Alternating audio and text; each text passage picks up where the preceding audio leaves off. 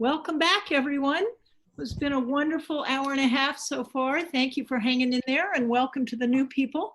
We're really in. Hey, Bill, great to see you. Thank you for being with us. So we are now going into the meat, or a different kind of meat, maybe a different flavor of our meeting. We've had wonderful sharings from our different affinity groups, and now we're lucky enough to have both Bill Richards and Janice Phelps with us. They were supposed to be here for a wonderful Harvard Medical School conference that was organized by two of our members, Chris Germer and Ron Siegel, called Psychedelics and Psychotherapy. So we had looked forward to having them here in person, but since we can't do in person, this is fabulous. So thank you both for being here. And I've asked Ron to introduce Bill, which is actually a big deal for me to give that up. Bill was my mentor in the CPTR and a wonderful, wonderful friend. So, but I'm glad to share the wealth with Ron. Ron is one of the co-founders, along with Dick Simon, of the BPRG with me. So thank you. And I can appreciate that it's a big deal to give up, because Bill is Bill. And it really is, sort of a privilege to be able to introduce him. And I think for this audience, it may be fair to say that Bill needs no introduction, right? He's been involved in so much work, and many of us have gotten to meet him, whether by going to the CPTR program or elsewhere. But nevertheless, I do want to say at least a couple of things about Bill. And the first, I think, is just the amazing breadth of time that he's been involved in psychedelic research. And literally, his first research project was in 1963. That was like 57 years ago.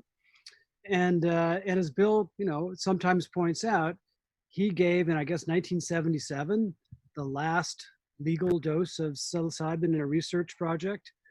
And then some 22 years later, he was there when research work started again at Johns Hopkins. And I thought to myself, it's sort of like the death rebirth cycle of psychedelic therapy. And Bill has sort of, been a witness to or participate in the closing of the doors and the reopening. The other thing that to me is so important and amazing about Bill and his work is that, Bill's training, well, his academic degrees are in theology, psychology, and, theology.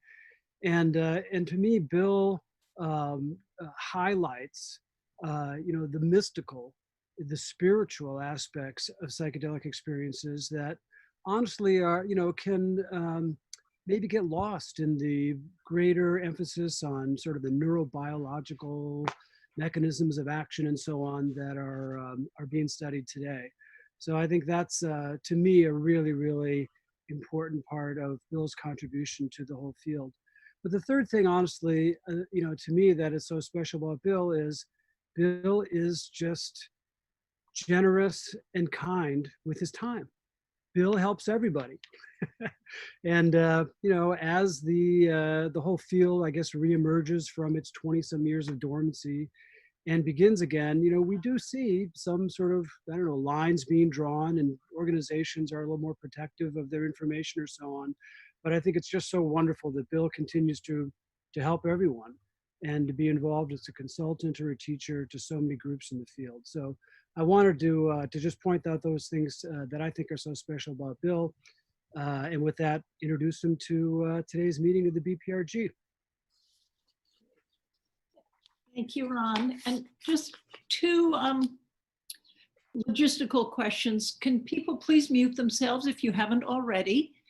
We've gotten up to 90 people, so we don't want background noise. And as Bill's talk, Bill's gonna give us a talk for about 20 minutes and then chat with all of us for about 20 minutes. So please, if you have any questions, just put them in the chat room and I'll curate the questions and then I will ask them of Bill. So thank you.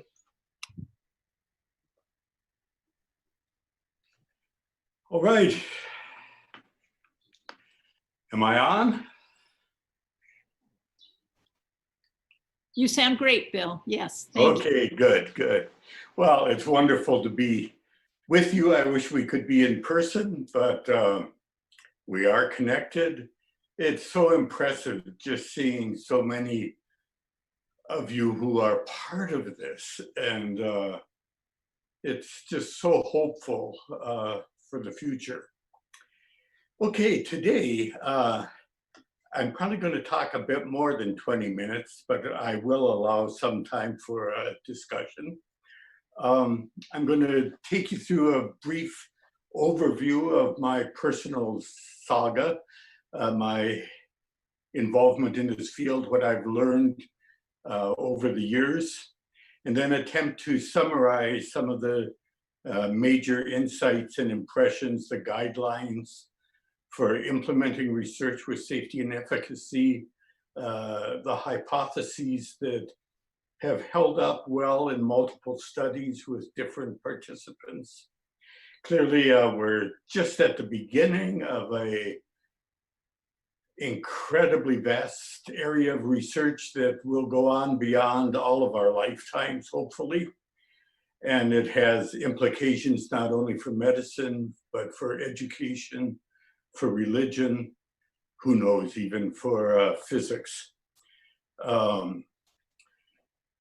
Let me take you back to my beginning.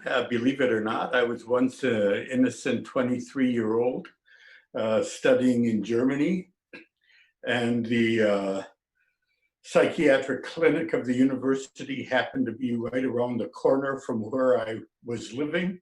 And some guy there called Hanscarl Leuner was looking for volunteers to test some drug that was supposed to facilitate insights into early childhood.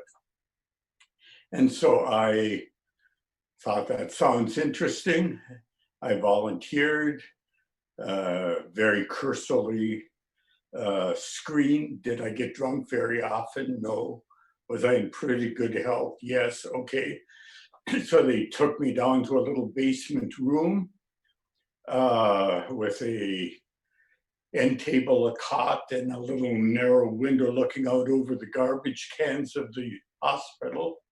And they gave me an injection of psilocybin and left me alone. This was before the days of set and setting being recognized. And Hanscarl Leuner had just published the Experimental Psychoses monograph that outlined all the different reactions to psychedelic substances, many of which were of panic and paranoia and confusion. So it was thought then that we might better understand psychosis by doing research with these drugs. But I disappointed everyone by having this absolutely exquisite mystical type experience. And I was just awestruck by the beauty, the reality of what's beyond language. We can call it a sacred dimension, an eternal world. I had no idea that that was even possible. I hadn't even heard the word psychedelic, much less psilocybin at that point. And in the middle of that experience, the psychiatric resident came in to check my knee reflexes. And he had me sit up on the edge of the cot and hit my knees with his little hammer and scribbled down his findings. And I remember sitting there feeling what I later called compassion for the infancy of science. I had the feeling they had no comprehension of the magnitude of what was really going on in the field of consciousness to which I had access. So at the end, I just said, "What was that drug you gave me? How do you spell it?" And I became known as that interesting American who had the mystical experience and then began to volunteer in the clinic and guide English-speaking people through experiences with psilocybin or LSD in those days primarily. You have to remember at this time there was nothing controversial about psychedelics. They were perfectly legal. It was perfectly rational for any graduate student to be offered a psychedelic drug if they wrote a good report. And so that's where I began. And I met Walter Pahnke that year when he came through. He had completed the Good Friday study, but did not yet have the award of his Ph.D. After that year in Germany, I returned to Yale. And I discovered that people responded very differently to my experiences. And it was an important learning experience. I went to the head of psychology of religion at Yale, and I showed him a report of one of the most profound transcendental experiences I had encountered. And his response was to kind of be disinterested and a little threatened. And he gave me an article with a lot of statistics to critique, to prove I could still think critically. And he just was not interested. And in contrast, I went to my professor of Hinduism, Norvin Hine, who just died 2 years ago at 103, by the way. And Norvin read my report. He was a big, must have been at least 6.5 feet Indian fellow. And he read it and he looked at me with his big brown eyes and he simply said, "Now you know." And from his perspective, I had had a glimpse of moksha or samadhi and a world that's more fundamental than the everyday existence in space and time. I think of Jeremy Narby's line, once you've seen, you can't unsee. And when people have these deep glimpses, whether with psychedelics or spontaneously, it seems to stay in our memory. So anyway, from Yale, I went to Boston, right where many of you are. And I am happy to report that after Leary and Alpert were fired, there was still significant interest in psychedelics brewing in Boston. And I'm glad that it's thriving more than ever right now. But I had the opportunity to study with Walter Houston Clark, who was a psychologist of religion, who really appreciates psychedelics and had had some sessions of his own. And then with Abraham Maslow, who never took psychedelics. He had an acute heart condition, died actually jogging at age 62, but he was very interested in psychedelics. And he had experienced his own spontaneous mystical experiences, as had people he had interviewed, such as Eleanor Roosevelt and Albert Einstein. You may know it was Maslow who coined the term peak experience and wrote about the further reaches of human nature. And he was a wonderful mentor. During those years, I wandered out to Millbrook, New York, and spent some weekends with Leary, Alpert, and Metzner. And some of those were really intellectually very rigorous. It was more than just a hedonistic free-for-all out there. And interestingly enough, in '66, Walter Pahnke and I stayed up all night and wrote this article for the Journal of Religion and Health called Implications of LSD and Experimental Mysticism. And when it was published, to our amazement, it was covered both by Time and Newsweek. In fact, Time sent photographers to capture our image, and we decided to hide from them because we did not want this to be an ego trip. And so when the article was published, St. Teresa and ecstasy substituted for us. But there was intense interest in the whole topic. In 1967, Walter Pahnke and I both moved to Baltimore to do research at Spring Grove. Stan Groff joined us then from Czechoslovakia. And my wife, Ilse, a psychiatric nurse, came with me to work with us. I'm going to digress a little to give you a really good example about the power of this intervention. Ilse, my wife at the time, had never taken a psychedelic. But when she arrived to work at Spring Grove, I can't quite say it was a requirement, but strongly recommended, was that every new employee involved in psychedelics have 2 high-dose LSD sessions. And so she was actually paid to have 2 LSD sessions in the course of her preparation to be a psychiatric nurse in psychedelic research. Ilse had a history of significant post-traumatic stress disorder and depression from growing up in Germany during World War II, witnessing the bombing of Dortmund when she was 7 years old.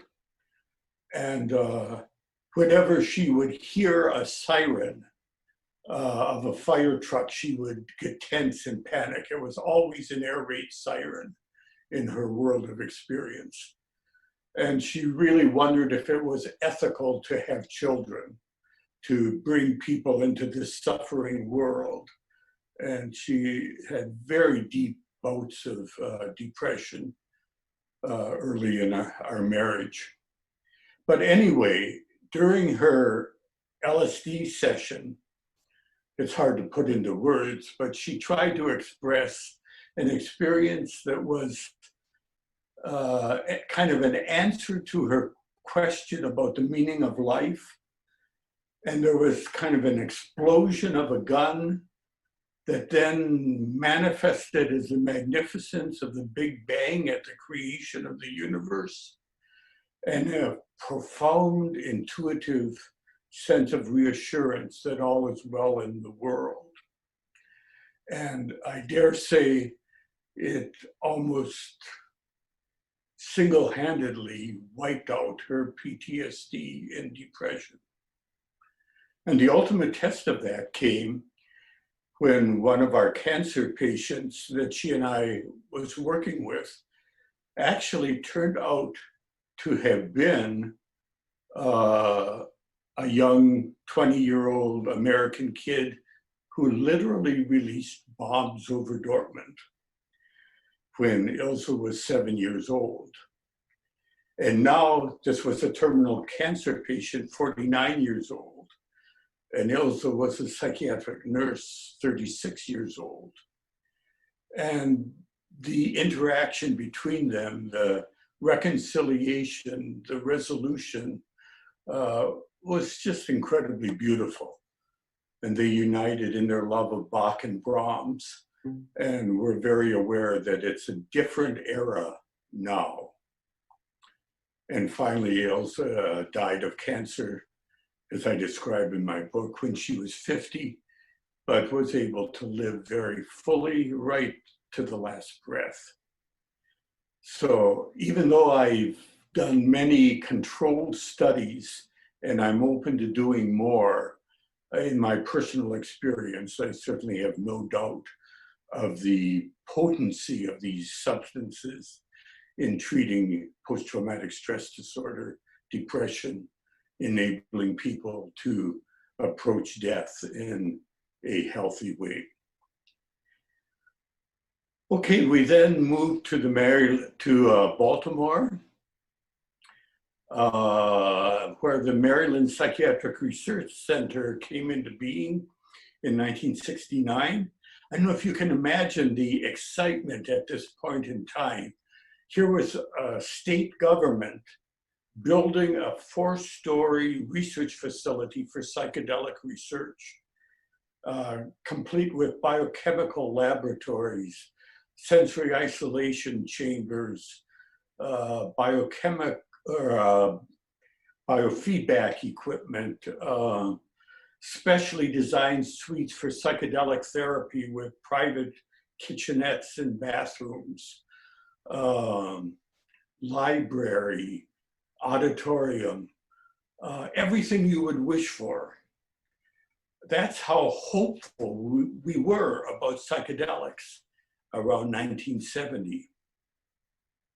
And then right as the construction was completed, as you know, Timothy Leary was declared the most dangerous man in America by President Nixon. LSD became kind of a symbol of all the cultural change that was being feared. There was sensationalistic propaganda about genetic damage and deformed babies and people jumping off high places. And I think embarrassment about the government's attempt to use psychedelics in warfare and interrogation that failed in embarrassing ways. Interestingly enough, those researchers never were interested in what we were doing in psychotherapy research or the positive uses of these substances. So anyway, after this period of great hope and activity, studies with alcoholism, depression, narcotic addiction, terminal distress of cancer, religious and mental health professionals, on and on.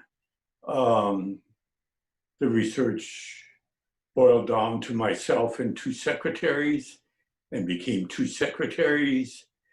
And in 1977, with the help of my two sons, then age 5 and 3, we emptied out my office and the work became dormant for 22 years, with the sole exception of Rick Strassman's work with DMT in the early 1990s. Then thanks to Bob Jesse, Roland Griffiths and I came to know one another.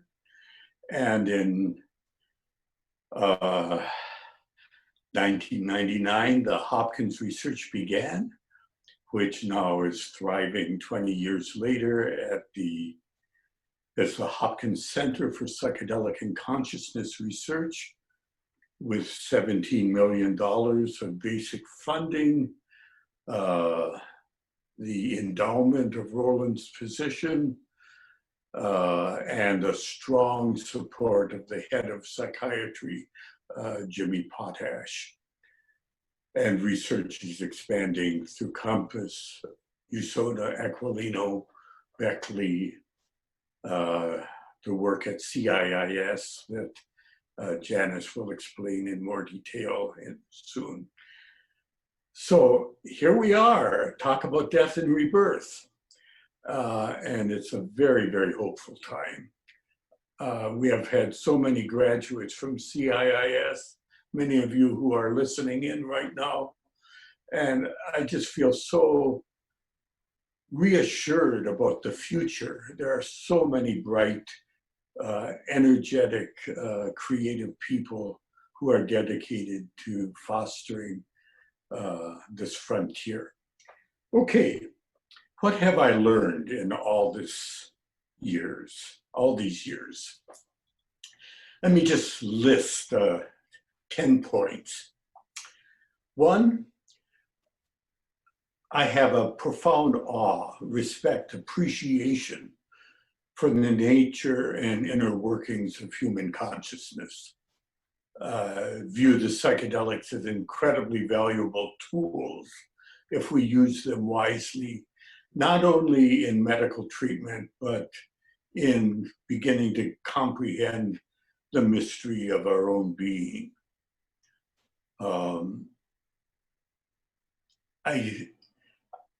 When I have been privileged to have some kind of profound transcendental glimpse, and I come back to this reality, frankly, I feel like I'm remembering about 5% of what went on. And that those realms within us are just incredibly rich and vast. I want to stress my appreciation for the incredible variety of alternative states of consciousness. I won't let anyone get away these days with talking about the psychedelic experience. There are many, many different forms of alternative states of awareness. And you all are aware of the power of set and setting. If you want, I've never liked the word trip. It kind of, to me, devalues or makes the research less significant.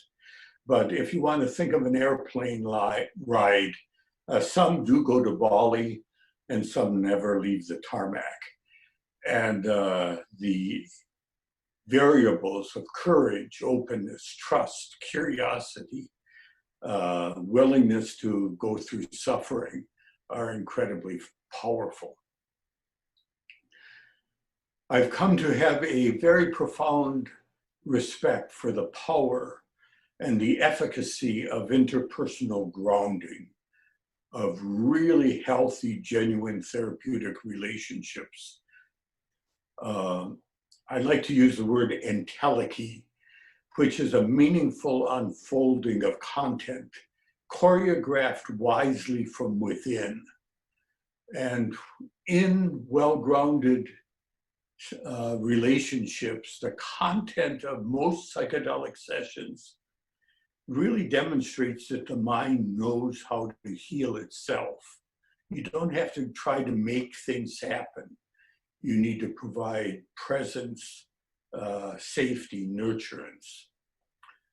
I often think of the profession of psychiatry and how the psychedelics may give a whole new spirit of life to the psychiatric profession, of a new appreciation for the beauty and the richness and the creativity of the human psyche. There are so many psychiatrists, I think, who went into the field out of caring for people and an interest in how the human mind works, who now are kind of locked into adjusting medication every 10, 15 minutes. And I suspect that's a prescription for a lot of depressed psychiatrists. And my hope is that as psychedelic research gets launched and integrated into psychiatry, that there will be a whole new feeling of joy and importance and meaning that will unfold. I always like to stress the importance of the power of choice during psychedelic sessions. That it's not just throwing a substance into your mouth and being receptive or passive, but it's really a strong ego choosing to unconditionally trust. Is in this situation, with what I know of these people, the confidentiality, the safety, the substance, the purity, the dosage, in this situation, I choose to, if you will, dive off the diving board into the water when I don't know the temperature of the water or the depth of it. And there's something very courageous involved in that.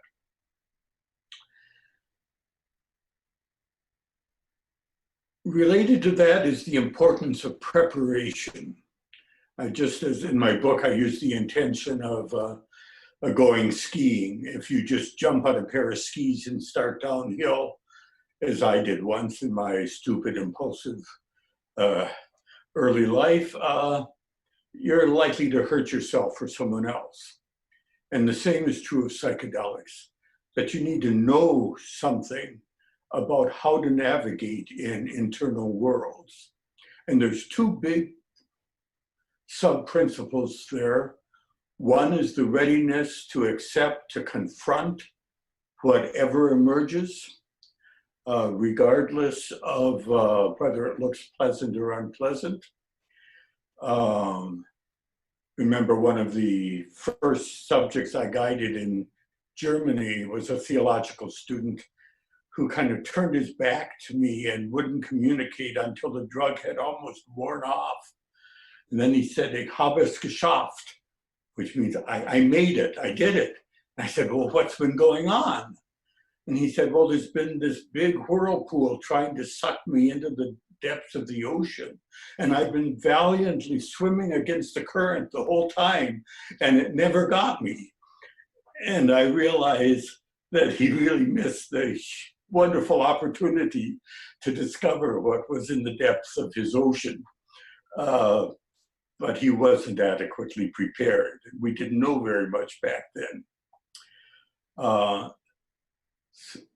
I think of the ayahuasca tradition. What do you do if you see the big anaconda serpent? You dive into its mouth and look out through its eyes. Unless you want to experience paranoia, in which case you run from it. But what is the anaconda? It's your kundalini, it's your shakti, it's your own vital energy. It's, you can become the anaconda, but there's no need to run away from it. Dive into it. So that's part of preparation. And the other is the role of the intellect. That while experiences are happening, especially in moderate or high dose sessions, it's critical that the intellect let go, that you leave language and usual conceptions with which we organize our thinking behind, and be fully open to intuitive discoveries. And maybe you can start thinking a bit in the final hour as the drug is wearing off, and then you can activate your intellect fully after the drug session and think about it in all kinds of different rational frameworks. But if you try to think during an experience in an intellectual way, it really is a defense mechanism of intellectualization. You're saying, stop the world, I have to label you before I can experience you, and it generates a lot of distress. I want to comment briefly on the unique power of visionary and unitive states of consciousness. Though regular psychodynamic sessions have a lot of value and power, we also know that, and have data to support it now, that these intuitive mystical states are uniquely powerful in their therapeutic effects. And why is that? Well, it brings about a change in self-concept, who you are, the nature of reality, who others are. It catalyzes an awareness of inner resources of worth, what in AA they call the higher power. You can't pretend to be worthless or isolated after a solid mystical experience. It increases a sense of interconnectedness. You can't feel alone, feel sorry for yourself. You know that within consciousness, somehow you are interconnected with all of mankind, what the Hindus call the web of Indra. And with that comes respect for diversity and tolerance. And also a change in our understanding of death. It becomes more a matter of curiosity than a cause for fear. And there's an openness, especially in cancer patients who have mystical experiences. Death comes to be viewed more as an interesting transition than something to be feared. Another theme I would just stress, we often talk so much about individual drugs and individual molecules, and that's a fascinating frontier, and there's countless research projects we can do comparing one substance with another blindly. But basically, I would have to say from working with hundreds of people with LSD and DPT and DMT and psilocybin, that the internal range of experiences seems to be the same strata, the same range of experiential content triggered by these different substances. And so they differ primarily in their length of action, their mode of onset and termination, but not in the content that they reveal. That the content seems to be intrinsic to the human psyche itself. And as we know, these same states are also accessed in various meditative and non-drug manners. I want to highlight, I know we're running out of time here, but I want to highlight the importance of suffering. If your goal is to just have a good time, you don't want to take psychedelics. If you dive into unresolved grief and guilt, that is not a bad trip. That is a great psychotherapeutic opportunity. And it's important for therapists to allow suffering to occur and to support people going in and through their personal hells and purgatories towards resolution. Music is one of my favorite topics, and there's not time to go into it, but I do want to stress that music as a whole does not cause the content of experiences. Rather, it's a structured medium that promotes safe and constructive movement within consciousness. It's the unfolding structure of the music, I believe, that is most important. And it needs to be used wisely. But there really is a place for artistic excellence, and both in composition and in performance. And finally, let me just stress the fundamental safety for most people of these substances when they are used with knowledge and respect. That they really are not dangerous, unpredictable, capricious. What unfolds is generally profoundly meaningful and well-designed for the individual person. There are degrees of risk, and for anyone thinking of taking psychedelics, you need to know what your physical and psychological conditions are and how much risk there may be for you. But the fundamental safety is there for most people, given wise support. A concluding comment on my own personal focus. Clearly, I'm working with Compass and with USONA, who are hard at work to get psilocybin rescheduled in studies designed with the FDA and the EMA. And I'm putting my energies into the medical application and acceptance and integration of these sacred molecules. What I want to see is their integration into palliative care, above all, covered by Medicare and other insurance. There are many suffering people out there who do not have tie-dyed t-shirts, who can't spell psychedelic, but who would benefit profoundly from access to psychedelic therapy, most likely with psilocybin in the near future. And I see that unfolding at the Aquilino Cancer Center this year. It looks probable that psilocybin will be available in a research context for cancer patients. And this is unique because it's in an oncology center, not a university research department. And this is a very thrilling step in my world. So, okay, let's have some time for discussion and Q&A. Clearly there's lots we don't know, and there's enough to keep us all busy for a long time. Oh. Beautiful. Many, many thanks, Bill. It's beautiful. The personal stories, the intellectual explorations, emotional, everything. Thank you for sharing the way you did.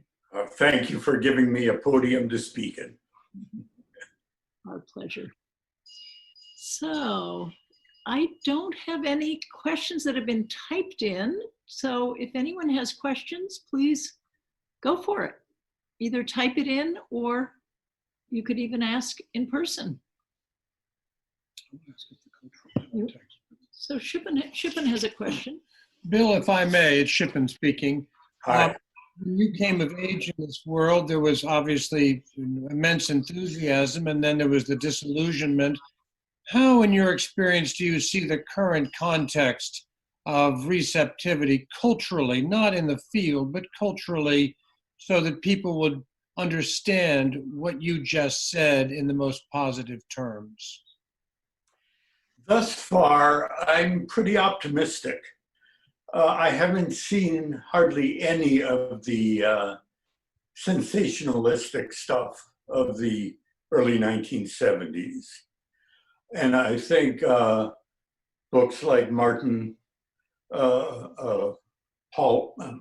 Pollan's, and I dare say my own, and others, Jim Fadiman's book and so on, are helping. The films that Bob Barnhart and Fantastic Fungi and so on have contributed, are really educating the masses. There are an awful lot of very bright people who simply don't know safety or constructive uses. But I don't see the panic and the paranoia and the craziness that we saw earlier. I think part of that is that even the people who did not take psychedelics in the 1960s often had friends or relatives who did, and they know that most of them turned out okay, and there really weren't any deformed babies, and very few people jumped off skyscrapers, you know, and that cultural fear just doesn't seem present. And the press has done a wonderful job of reporting our well-designed studies in very objective and responsible ways.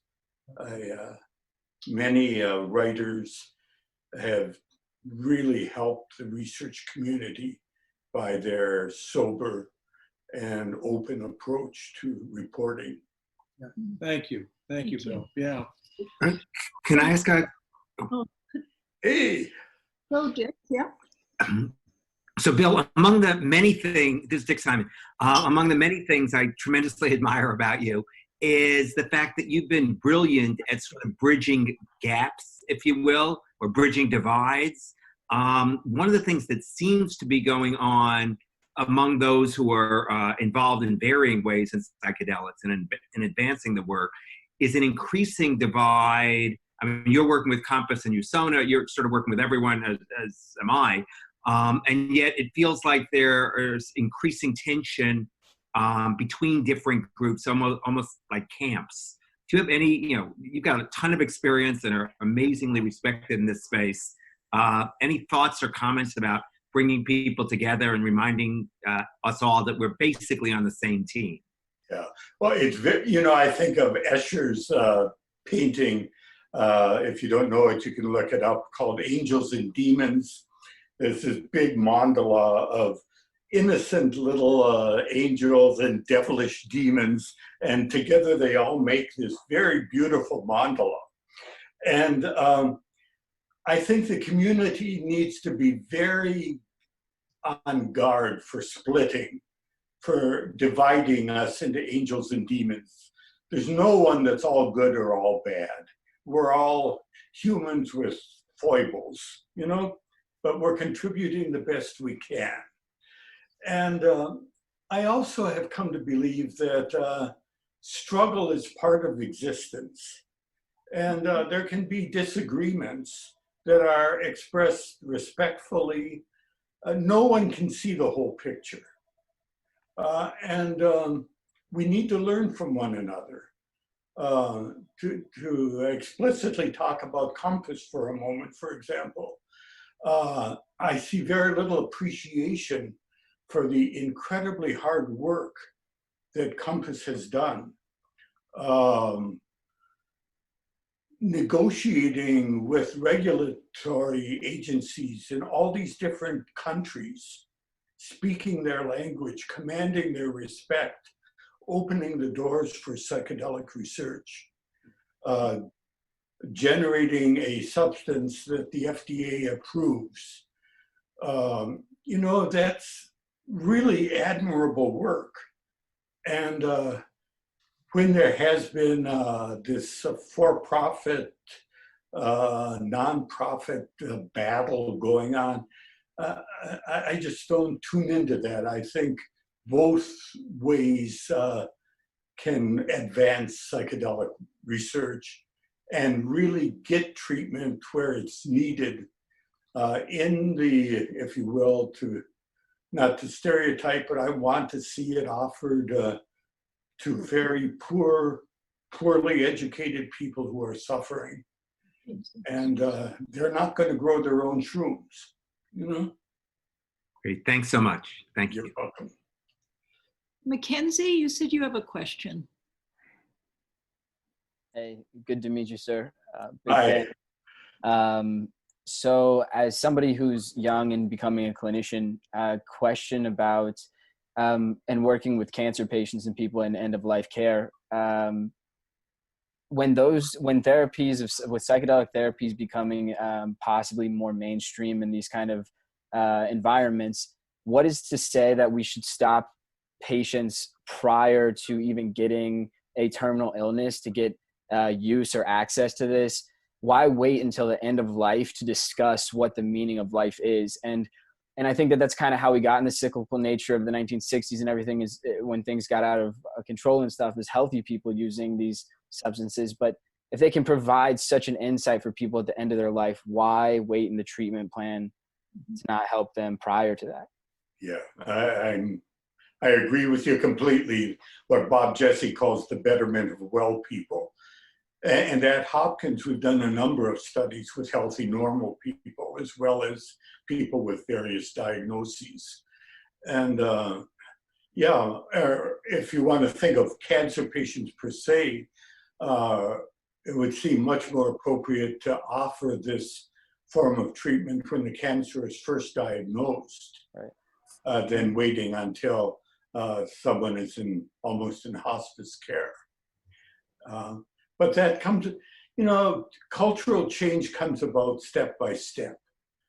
And I think we need to talk the language of the culture, meet the regulatory forces where they are, and advance step by step as wisely and courteously and responsibly as we can. Mm-hmm. Awesome. Thank you. Yes, great. Good questions. And sadly, we're getting to the end, but Bill's not leaving. He's going to come back with Janice after Janice has given us some of her words of wisdom. And she's also going to start us off with some movement. So I feel okay having her come on now. Thank you so much, Bill. And we look forward to seeing you shortly. Thank you all. Namaste. Yeah.